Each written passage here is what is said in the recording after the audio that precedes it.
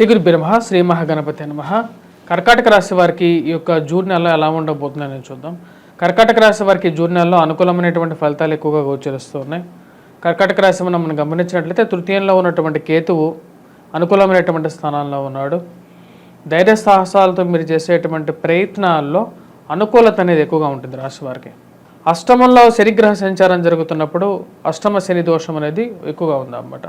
దాని ప్రభావం ఉన్నప్పటికీ కూడా ఇప్పుడు ఈ సంవత్సరంలో ఆల్రెడీ గురువు వచ్చినప్పటికీ చాలా మంచి స్థానంలోకి మారాడన్నమాట. రాశి వారికి లాభస్థానాల్లోకి వచ్చినప్పటికీ గురుగ్రహ సంచారం జరిగింది మే 1వ తారీఖున. అప్పటి నుంచి రాశి వారికి వచ్చినప్పటికీ కొంచెం రికవరీ అనేది ఉంటుంది.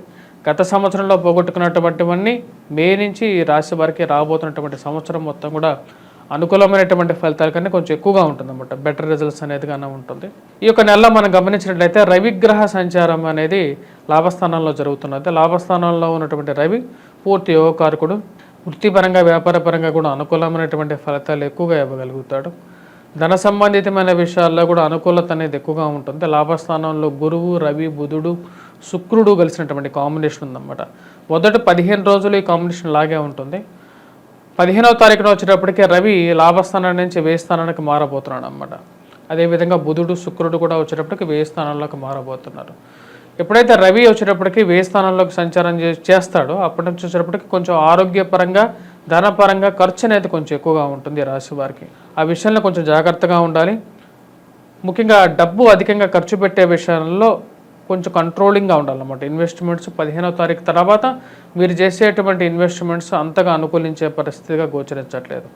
కాకపోతే లాభస్థానంలో ఉన్నటువంటి గురువు వచ్చేటప్పటికి ధన సంబంధితమైన విషయాల్లో ఇన్ఫ్లో అనేది బాగానే ఉంటుంది రాశి వారికి.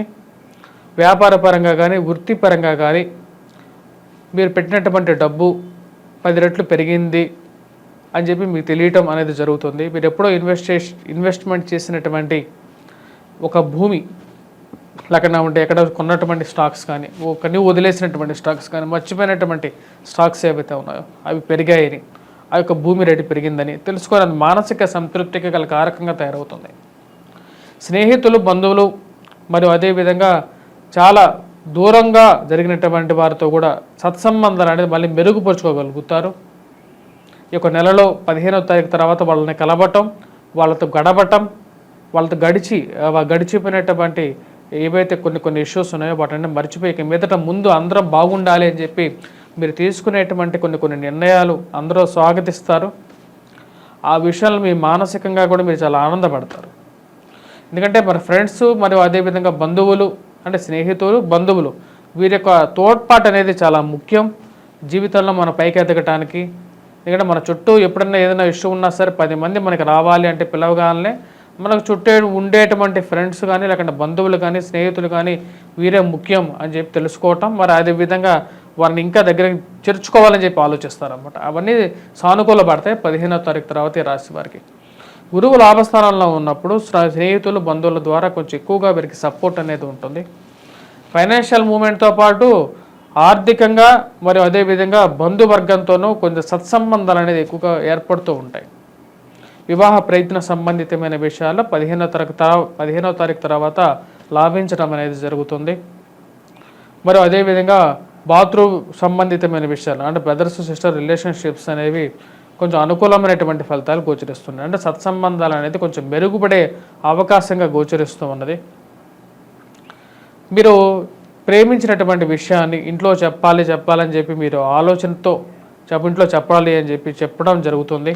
ఆ విషయాల్లో కూడా ఇంట్లో ఒక సానుకూలమైనటువంటి నిర్ణయం తీసుకోవటం అనేది జరుగుతుంది అన్నమాట. అంటే నేను ఈ చిన్న విషయానికి ఎంత భయపడ్డానా అని చెప్పి ఒక ఆలోచన మీకు ఏర్పడుతుంది. ఇంట్లో కూడా ఒక పాజిటివ్ వాతావరణం, బంధువులు, స్నేహితులు విషయాల్లో, మరి అదేవిధంగా కుటుంబంలో ఒకరికి ఉద్యోగ ప్రయత్న సంబంధితమైన విషయాల్లో కుటుంబంలో ఒకరికి ఉద్యోగం రావటం అనేది జరుగుతుంది. ఈ రాశి వారికి వచ్చేటప్పటికి మొదటి 15 రోజుల్లో ఎక్కువగా అనుకూలమైనటువంటి ఫలితాలు అనేవి గోచరిస్తూ ఉన్నాయి.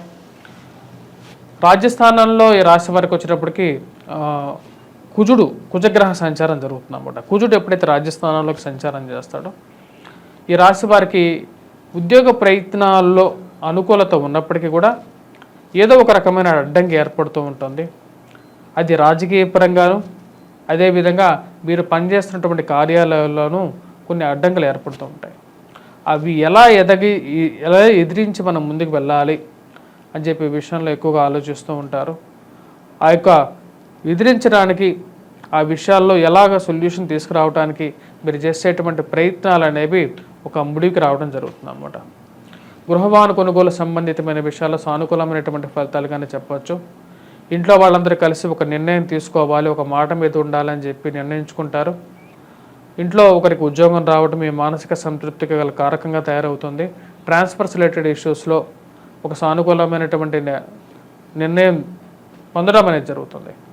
ఉన్నత స్థాయిలో ఉన్నటువంటి వారితో సత్సంబంధాలు మెయింటైన్ చేయగలుగుతారు. ఎవరు వచ్చినా సరే ఆఫీస్లో మీ పేరు చెప్పడం జరుగుతుంది అన్నమాట. అది మీ మానసికంగా కూడా మీకు ఎంతో ఆనందాన్ని కలిగిస్తుంది. అంటే 10 మందిలో మీరు ఒక గుర్తింపు తెచ్చుకోగలుగుతారు. ఆ గుర్తింపు చాలు, నాకు 10 మందిలో నన్ను రికగ్నైజ్ చేస్తున్నారు అనుకుంటారు. ప్రమోషన్స్, ఇంక్రిమెంట్స్ విషయంలో కూడా ఒక అడుగు ముందు ఉండగలుగుతారు. విద్యార్థులకు అనుకూలమైనటువంటి కాలంగానే చెప్పొచ్చు. పోటీ పరీక్షల కోసం ప్రిపేర్ అవుతున్నటువంటి వారికి ఒక సానుకూలమైనటువంటి ఫలితాలు పొందడం అనేది జరుగుతుంది.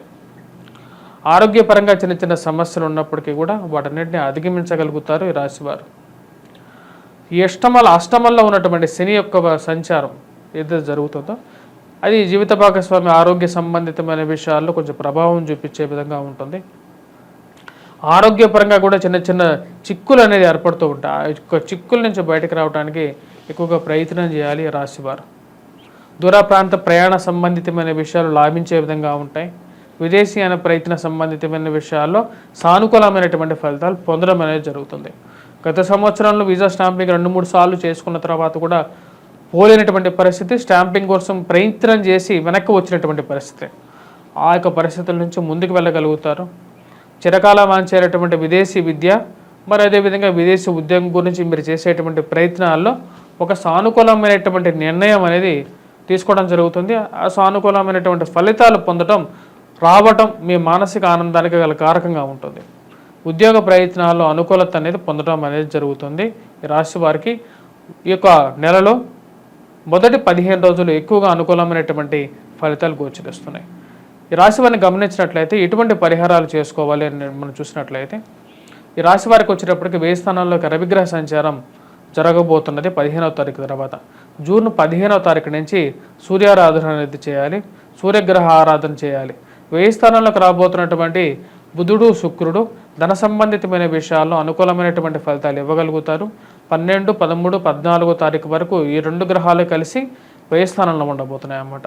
1000 స్థానంలో ఉన్నటువంటి శుక్రుడు, బుధుడు కూడా ఎక్కువగా ధనయోగ కారకులు అని చెప్పి శాస్త్రంలో చెప్పబడింది అన్నమాట. కుజుడు అంత యోగకారకమైనటువంటి ఫలితాలు ఇవ్వట్లేదు రాశి వారికి. రాజస్థానంలో ఉండేటువంటి కుజుడు యోగ్యాన్ని ఇవ్వడు. మరో ఈ రాశి వారికి 15వ తారీఖు తర్వాత రవి కూడా వచ్చేటప్పటికి 1000 స్థానంలోకి ఉన్నప్పుడు కూడా తక్కువమైనటువంటి ఫలితాలు వేస్తాడు. సో మొదటి 15 రోజులు ఎక్కువగా పాజిటివ్ రిజల్ట్స్ అనేది ఎక్కువగా గోచరిస్తున్నాయి రాశి వారికి. కానీ గురుగ్రహ అనుకూలత వీరిని బాగా కాపాడే విధంగా ఉంటుంది. కుటుంబంలో చిన్న చిన్న కష్టాలు, నష్టాలు ఉన్నప్పటికీ కూడా ఆ యొక్క వాటన్నిటిని మినిమైజ్ చేసుకుంటూ ముందుకు వెళ్ళగలుగుతారు. చేసుకోవాల్సినటువంటి పరిహారాలలో 15వ తారీఖు తర్వాత, అంటే జూన్ 15వ తారీఖు తర్వాత వీరు సూర్యారాధన అనేది చేయాలి. సూర్యగ్రహ మంత్ర జపాన్ని పఠించాలి. సూర్యుడికి అర్ఘ్యాన్ని సమర్పించాలి. కుజగ్రహ ఆరాధన కూడా వీరు జూన్ 1వ తారీఖు నుంచే మొదలు పెట్టాలి. ఎందుకంటే రవి రాజస్థానంలోకి రాబోతున్నాడు కాబట్టి కుజాష్టకాన్ని పఠించడం, కుజగ్రహ ఆరాధన చేయటం, మరియు అదేవిధంగా కుజగ్రహ కవచాన్ని పఠించాలి. ఇవన్నీ చేయలేనటువంటి వారు సూర్యనారాయణ స్వామిని పూజించండి, మరియు హనుమంతుడిని పూజించినా సరిపోతుంది అన్నమాట. స్వస్తి.